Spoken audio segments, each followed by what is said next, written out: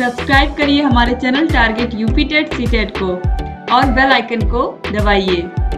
Hello friends, मैं रेनू स्वागत करती हूँ आप सभी भावी अध्यापक एवं अध्यापिकाओं का आपके अपने channel target UP TET CTET में। दोस्तों, आज की इस वीडियो में हम आपके हिंदी सब्जेक्ट के टॉप मोस्ट 30 क्वेश्चंस को पढ़ने वाले हैं जो आपके एग्जाम के लिए बहुत बहुत इंपॉर्टेंट है। तो दोस्तों, वीडियो के शुरू होने से पहले आप लोग प्लीज इस वीडियो को शेयर कर दीजिए अपने कॉलेज फ्रेंड्स को, ताकि अधिक से अधिक हमारे भाई बहन वीडियोस को देखें और इसका लाभ ले पाए। क्योंकि जब आप वीडियोस को देखते हो तो आपके बहुत सारे क्वेश्चंस ऐसे होते हैं जो और तैयार हो जाते हैं, क्योंकि मैं जब कोई भी क्वेश्चन पढ़ाती हूँ तो उसमें बहुत सारे क्वेश्चंस और मैं आप लोग को याद दिला देती हूँ। इससे ये फायदा होता है कि आप लोग के वो क्वेश्चंस भी तैयार हो जाते हैं। तो इस तरीके से दोस्तों, अगर आप लोग वीडियो को शेयर करेंगे तो आप ही के साथ के भाई बहन आकर के आपके साथ पढ़ेंगे, तो इस तरीके से ग्रुप स्टडी हो जाएगी। और जब आप ग्रुप स्टडी में करोगे तो आप कोई भी लक्ष्य हो उसको जरूर प्राप्त कर लोगे।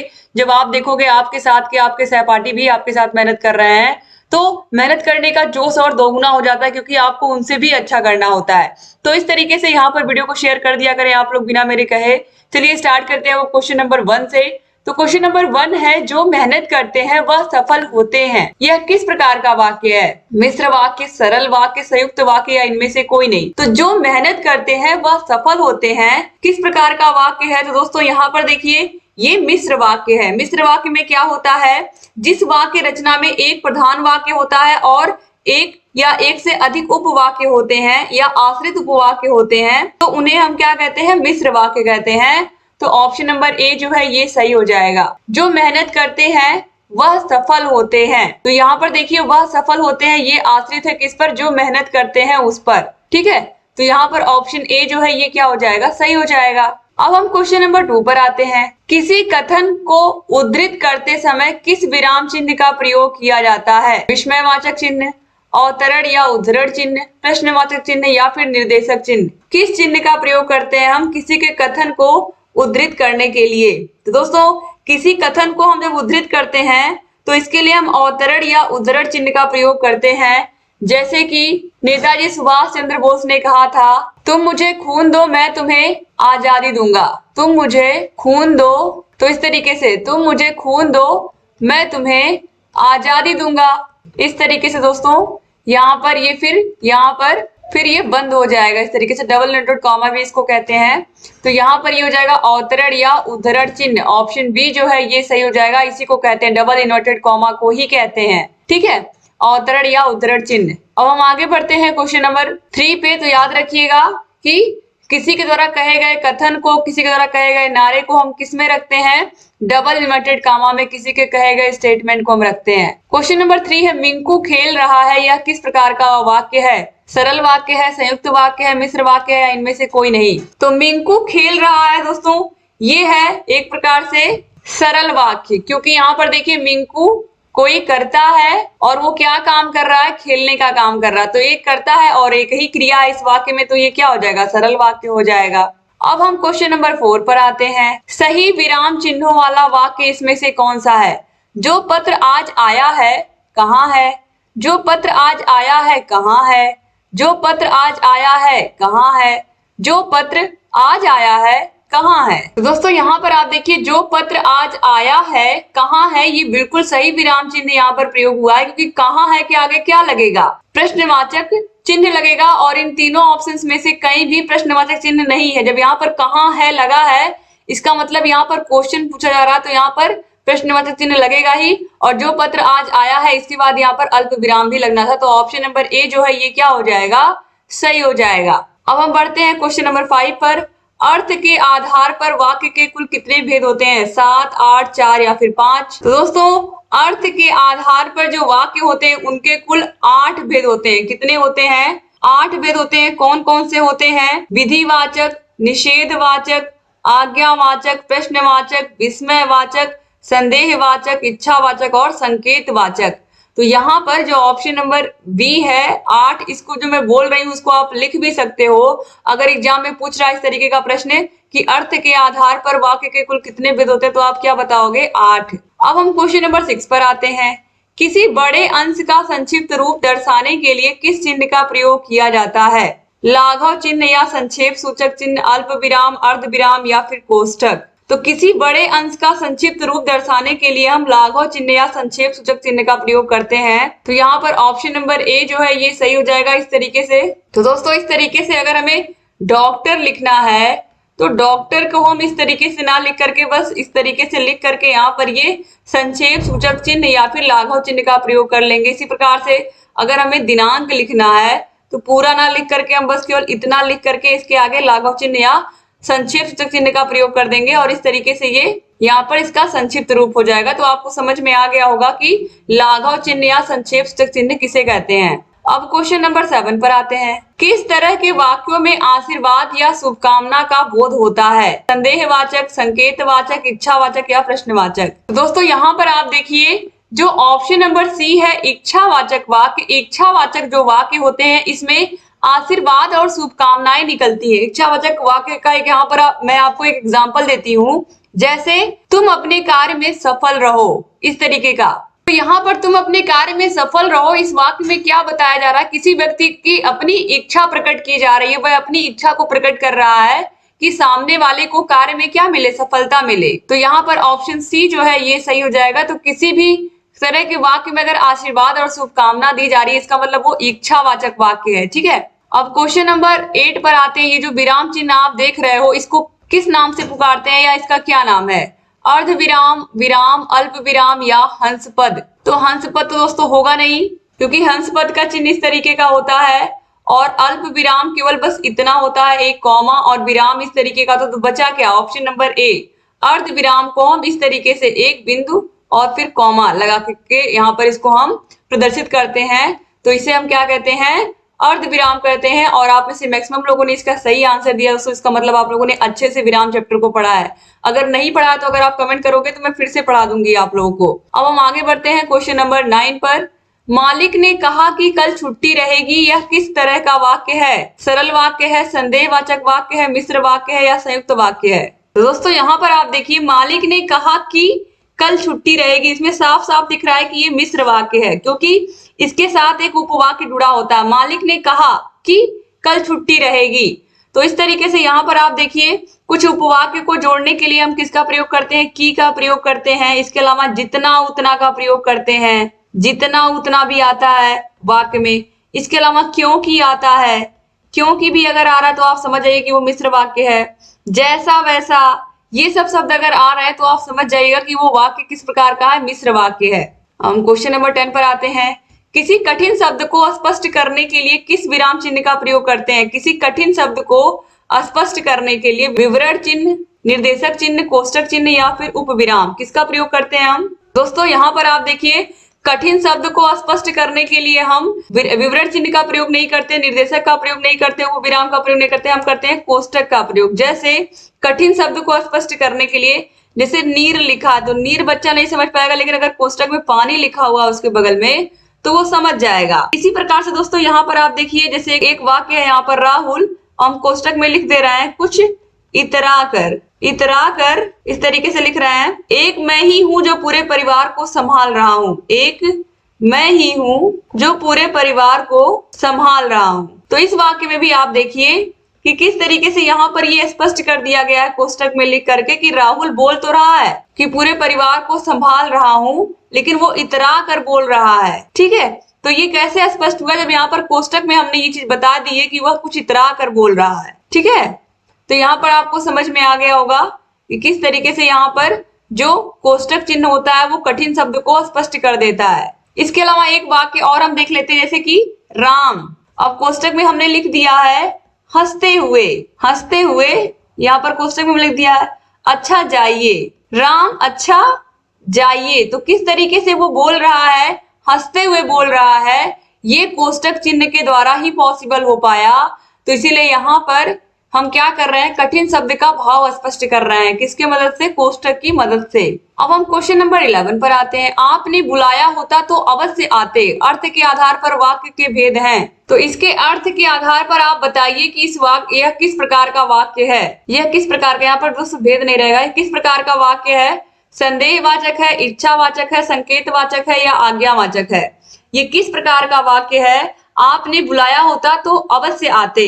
तो दोस्तों ये संकेतवाचक वाक्य है कि अगर आपने बुलाया होता तो हम आते, ये संकेत दिया जा रहा है। तो ऑप्शन नंबर सी जो है ये सही हो जाएगा। अब हम आगे आते हैं क्वेश्चन नंबर 12 पर।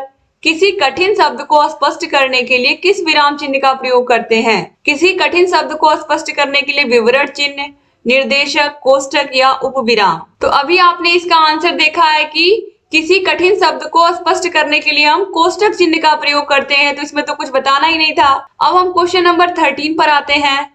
सदा सच बोलना चाहिए, यह किस प्रकार का वाक्य है? संदेहवाचक, इच्छावाचक, आज्ञावाचक या संकेतवाचक। तो सदा सत्य बोलना चाहिए किस प्रकार का वाक्य है? तो सदा सत्य बोलना चाहिए, सदा सच बोलना चाहिए, यह इच्छावाचक वाक्य दोस्तों, क्योंकि इच्छावाचक वाक्य में किसी की इच्छा या शुभकामना का बोध होता है।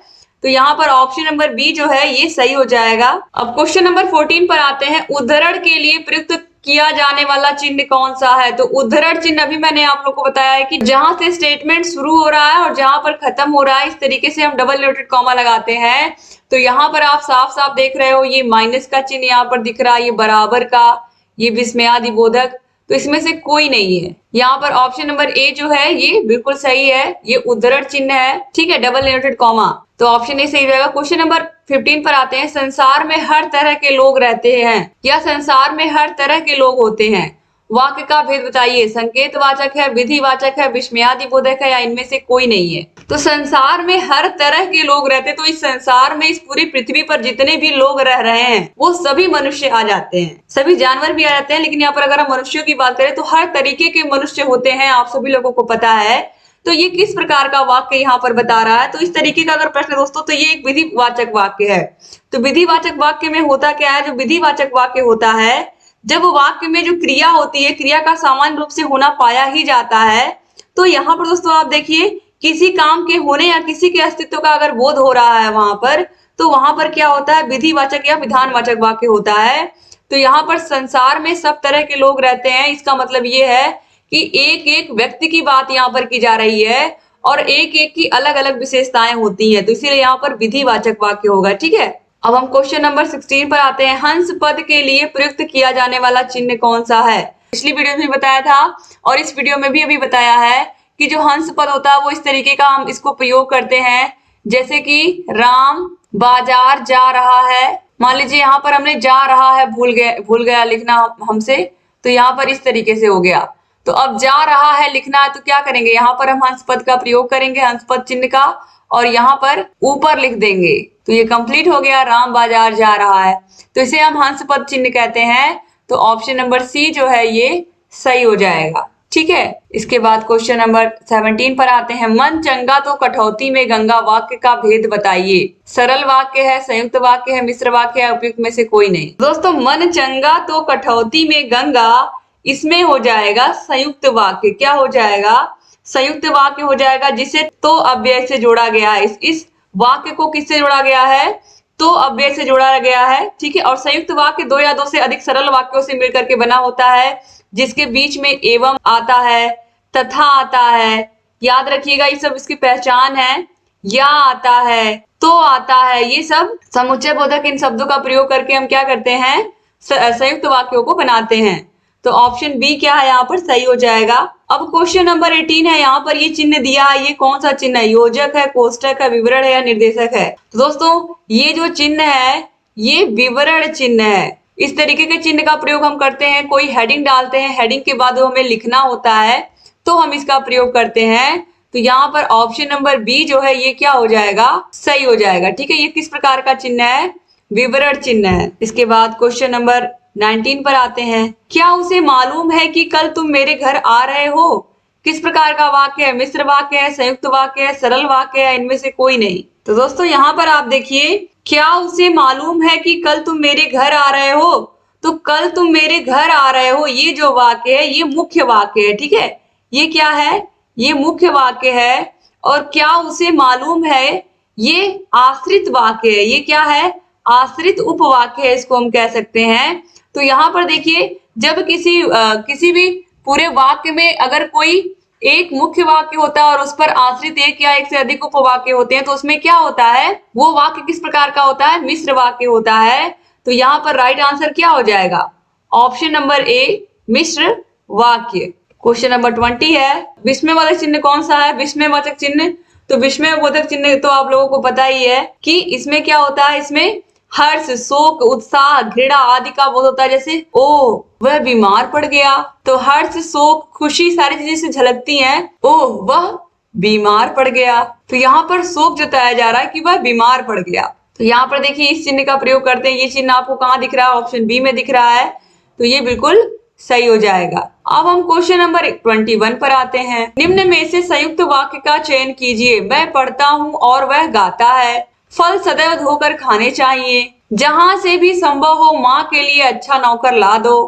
इन पड़ोसियों के आने से ही हमारे साथ उनके संबंध अच्छे नहीं रहे। तो यहाँ पर आप देखिए इनमें से कौन सा वाक्य है जो संयुक्त वाक्य है? तो दोस्तों यहाँ पर आप देखिए साफ साफ दिख रहा है, पहले ही वाक्य में मैं पढ़ता हूँ और वह गाता है। तो मैं पढ़ता हूँ, वह गाता, ये दोनों ही अपने आप में कंप्लीट सेंटेंस है और इनको जोड़ कौन रहा है? दो वाक्यों को और, एवं, तथा से जहां पर जुड़ते हैं ये वहां पर होता है संयुक्त वाक्य। तो यहाँ पर ऑप्शन नंबर ए क्या है? सही हो जाएगा। ठीक है, अब हम क्वेश्चन नंबर 22 पर आते हैं। निम्न में से कौन विराम चिन्ह का प्रकार नहीं है? निर्देशक, लाघव, उपदेशक, विवरण। तो यहाँ पर देखिए जो उपदेशक लिखा ये कोई चिन्ह नहीं होता है, तो ऑप्शन नंबर सी जो है ये क्या हो जाएगा? सही हो जाएगा। उपदेशक कोई चिन्ह नहीं होता है, ठीक है, याद रखिएगा। तो निर्देशक चिन्ह इस तरीके का होता है जहां पर इस तरीके से डैश लगा देते हैं हम। लाघव चिन्ह छोटा कर देता है, संक्षेप कर देता है, अभी मैंने आपको बताया इसको हम संक्षेप सूचक शब्द भी कहते हैं। और विवरण तो अभी आपने देखा इस तरीके से दो बिंदु और एक इस तरीके से एक हॉरिजॉन्टल रेखा, तो इस तरीके से विवरण चिन्ह हो गया। तो यहाँ पर ऑप्शन सी उपदेशक कोई विराम चिन्ह नहीं होता है। क्वेश्चन नंबर 23 पर आते हैं। यदि वह आता तो मैं चला जाता किस प्रकार का वाक्य है? संकेतवाचक, संदेहवाचक, विधानवाचक या फिर इनमें से कोई नहीं। यदि वह आता तो मैं चला जाता, तो दोस्तों यहाँ पर साफ साफ दिख रहा है कि ये क्या है? संकेतवाचक वाक्य है, क्योंकि अभी आपने देखा था एक क्वेश्चन इस तरीके का था कि यदि तुमने बुलाया होता तो मैं आया होता, तो ठीक उसी प्रकार का ये भी है, यदि वह आता तो मैं चला जाता। तो यहाँ पर ये संकेतवाचक वाक्य है, याद रखिएगा। और यहाँ पर आप देखिए संकेतवाचक वाक्य में एक क्रिया का दूसरी क्रिया पर निर्भर होना पाया जाता है, और उपयुक्त वाक्य में आप देख सकते हो जाने की क्रिया आने पर निर्भर है। तो यहाँ पर ऑप्शन नंबर ए जो है ये सही हो जाएगा। तो मैं चला जाता, जाने की क्रिया आने पर बिल्कुल एक तरीके से निर्भर है, यदि वह आता तो मैं चला जाता। क्वेश्चन नंबर 24 पे आते हैं। ये जो चिन्ह है किस विराम चिन्ह का द्योतक है? कोष्ठक, उद्धरण, लाघव या फिर विवरण चिन्ह। तो ये जो गोल सा आप देख रहे हो ये क्या है? ये लाघव चिन्ह या संक्षेप सूचक चिन्ह है। अभी मैंने आप लोग को वहां पर बताया है, इसी के पहले क्वेश्चन में बताया है कि जो लाघव चिन्ह होता है, संक्षेप सूचक चिन्ह होता है, इसमें हम क्या करते हैं? किसी बड़े से शब्द को छोटा बना देते हैं। जैसे कि दिनांक को हमने इस तरीके से लिख दिया, हमने इसके अलावा हमने डॉक्टर को इस तरीके से लिख दिया था। ठीक है, जैसे प्राथमिक विद्यालय अगर हम लिखना हो तो बस प्राथमिक इस तरीके से लिख करके विद्यालय इस तरीके से लिख दो, तो ये भी प्राथमिक विद्यालय हो गया। यहाँ पर भी हमने लाघव चिन्ह का प्रयोग कर लिया, इससे समय की बचत होती है। ठीक है, और समझने वाला समझ जाता है कि क्या लिखा है। इसके बाद आगे बढ़ते हैं क्वेश्चन नंबर 25 पर। मनुष्य के दुख का कारण भी मनुष्य ही है। यह किस प्रकार का वाक्य है? मनुष्य के दुख का कारण भी मनुष्य ही है। संयुक्त वाक्य है, मिश्र वाक्य है, विस्मयवाचक वाक्य है या सरल वाक्य है? मनुष्य के दुख का कारण भी मनुष्य ही है। दोस्तों ये एक प्रकार से सरल वाक्य है। इसमें आप देख रहे हो कि स्पष्ट रूप से आप देखो कि एक ही क्रिया है, दुख का कारण, ये पूरा एक ही क्रिया इसमें प्रयोग की गई है। तो इस तरीके से इसमें मनुष्य कर्ता तथा दुख क्या है? यहाँ पर क्रिया है। दुख जो है ये क्या है? क्रिया है, यानी कि वर्ब है जिसको हम कह सकते हैं। और यहाँ पर जो मनुष्य है वो क्या है? कर्ता है। ठीक है, अब क्वेश्चन नंबर 26 पर आते हैं। निम्नलिखित में से कौन सा शब्द हिंदी के विराम चिन्हों की कोटि में नहीं आता? कोष्ठक, हंसपद, अर्ध विराम या फिर युद्ध विराम। तो ये युद्ध विराम ये कोई भी विराम चिन्ह है ही नहीं, तो ये क्या हो जाएगा? ये गलत हो जाएगा। और यहाँ पर यही ऑप्शन क्या है? सही है। ठीक है, बाकी कोष्ठक चिन्ह तो आप लोगों को पता ही है इस तरीके से।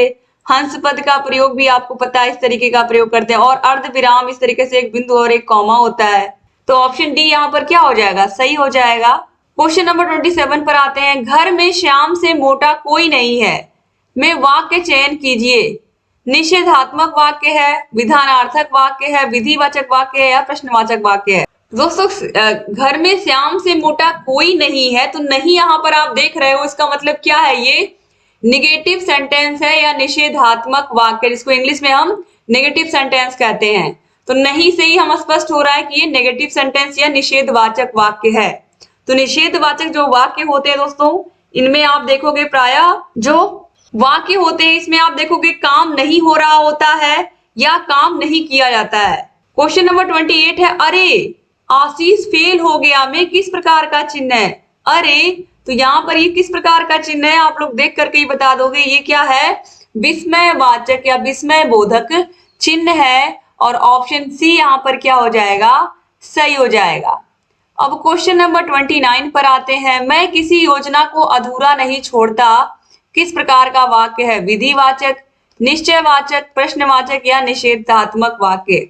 किस प्रकार का वाक्य है? मैं किसी योजना को अधूरा नहीं छोड़ता। तो यहाँ पर भी आप देखिए नहीं आ गया, नहीं जहां पर आप देखोगे तुरंत वहां पर क्या हो जाएगा? निषेधात्मक वाक्य हो जाएगा। तो ऑप्शन नंबर डी जो है निषेधात्मक वाक्य, ये सही हो जाएगा। अब हम लास्ट क्वेश्चन पर आते हैं, क्वेश्चन नंबर 30 पर। ये जो चिन्ह है इसका क्या नाम है? इसी वीडियो में आपने देखा है, इसका क्या नाम है? हंसपद। हंसपद तो आपने देखा इस तरीके का होता है। प्रश्नवाचक चिन्ह तो आप लोग देख ही रहे हो, इस तरीके का होता है। उद्धरण चिन्ह भी आप लोगों ने देखा इस तरीके का होता है, या सिंगल भी होता है। लेकिन अर्ध विराम इस तरीके का होता है, और यही क्या है? सही एक बिंदु और एक कॉमा। तो ऑप्शन डी जो है ये सही हो जाएगा। और इस तरीके से यहाँ पर आप लोगों ने टॉप 30 क्वेश्चंस को कर लिया। मुझे पूरी उम्मीद है कि वीडियो आपको अच्छी लग रही होगी, और हर रात 8 बजे मैं आप लोग के लिए वीडियोस लेकर के आती हूँ, लाइव क्लास चलती है। तो आप लोग अधिक से अधिक प्रशिक्षु ज्वाइन कर लिया करें, वीडियोस को देखा करें, और जहां कहीं कोई भी समस्या आ रही है हमसे बताया करिए। पिछले वीडियोस को भी आपने अगर नहीं देखा है तो आप देख सकते हैं, डिस्क्रिप्शन बॉक्स और कमेंट बॉक्स में लिंक मिल जाएगी। और अगर चैनल को सब्सक्राइब नहीं किया अभी तक तो प्लीज सब्सक्राइब भी कर दीजिए। बगल में बेल आइकन होगा, उसको भी प्रेस कर दीजिए, ताकि जो भी नई वीडियोस हम बनाते हैं उसका नोटिफिकेशन आपके पास समय से आ जाए और आप सारे वीडियोस को देख पाएं, कोई भी वीडियो आपसे मिस ना हो। तो वीडियो को शेयर कर दीजिएगा अगर अभी तक आपने शेयर नहीं किया है। Thank you so much video को पूरा देखने के लिए। ईश्वर से यही प्रार्थना है कि आप जितने भी भाई बहन वीडियोस को देखते हैं, आप सभी के सपने पूरे हों, आपके माता पिता के सपने पूरे हों, और जीवन में आप बहुत अच्छा करें। आप आगे चल करके अगर आपका टीचर बनने का सपना है तो देश के भविष्य को और अच्छा बनाएं। किसी भी प्रोफेशन में अगर आप जाते हो तो वो देश के लिए ही अच्छा होता है, क्योंकि आप अपनी मेहनत अपना एफर्ट लगाते हो। तो दोस्तों चैनल से आप बने रहो और सारी वीडियोस को भी देखते रहो। जहां कहीं कोई भी समस्या है किसी भी वीडियो में रिलेटेड, किसी टॉपिक से रिलेटेड, तो आप कमेंट कर सकते हो। आपके लिए वीडियोस हम बनाएंगे और लगातार ऐसे ही लेकर के आते रहेंगे। Thank you so much. जय हिंद दोस्तों।